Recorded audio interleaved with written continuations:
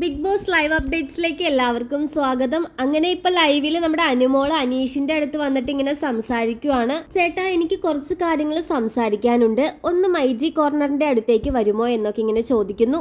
എനിക്കിപ്പോ സംസാരിക്കാൻ താല്പര്യമില്ല എന്നിങ്ങനെ പഴയ സ്റ്റാൻഡിൽ തന്നെ ഉറച്ചു നിന്ന് സംസാരിക്കുന്ന അനീഷിനെയാണ് നമുക്ക് കാണാൻ സാധിക്കുന്നത്. ഒന്നോ രണ്ടോ മൂന്നോ തവണ എനിക്ക് താല്പര്യമില്ല എന്നിങ്ങനെ അനീഷ് ഇങ്ങനെ പറയുന്നുണ്ട്. എന്തായാലും അനീഷ് നേരത്തെ തന്നെ നിവിനോട് പറയുന്നുണ്ടായിരുന്നു, നമുക്ക് താല്പര്യമില്ലെങ്കിൽ എന്തായാലും വേസ്റ്റ് ബിന്നിലേക്ക് ഇടും എന്നുള്ള കാര്യങ്ങളൊക്കെ. അതിനുശേഷം ഈ കാര്യങ്ങളൊക്കെ നമ്മുടെ അനുമോള് ആദിലേനോടും നൂറേനോടും വന്ന് ഇങ്ങനെ പറയുവാണ്. ഇയാൾ എന്താണ് ഈ വിചാരിച്ചു വെച്ചിരിക്കുന്നത്, നമുക്ക് കല്യാണം കഴിച്ചാലോ എന്ന് ചോദിക്കുമ്പോൾ അങ്ങനെ ആവട്ടെ ചേട്ടാ എന്ന് ഞാൻ പറയുമെന്ന് വിചാരിച്ചോ? ഇങ്ങനെയൊക്കെ പറഞ്ഞ് അനുമോള് നമ്മുടെ അനീഷിനെ ട്രോളുവാണ്. ഞാൻ അങ്ങനെ അയാളെ കണ്ടിട്ടില്ല.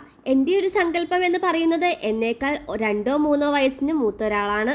ഇതിപ്പോ 40-42 എന്നൊക്കെ ഇങ്ങനെ പറയുമ്പോ ഞാൻ 2 വർഷം കഴിയുമ്പോൾ 40-42 ആവും. അപ്പൊ നൂറ് ഇങ്ങനെ ചോദിക്കുന്നുണ്ട്, അയ്യോ വാർദ്ധക്യം എന്നുള്ള രീതിയിൽ ഇങ്ങനെ ചോദിക്കുവാണ്. അപ്പൊ അങ്ങനെയൊക്കെ പറഞ്ഞ അങ്ങോട്ടും ഇങ്ങോട്ടും ഇങ്ങനെ ട്രോളുവാണ്. അനീഷ് ആണെങ്കിൽ ഒരു അടി പോലും അനങ്ങുന്നില്ല.